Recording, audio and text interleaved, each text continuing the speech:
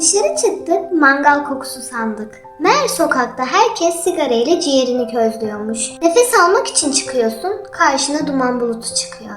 İsteyen içer, istemeyen içmez diyorlar. Güzel lafmış. İçerken sadece kendini yakmıyorsun ama. Keyif senin, öksürük bizim. Özgürlük bu mu? Kardeşim, önce oksijeni bölüşelim, sonra hayatı bölüşürüz.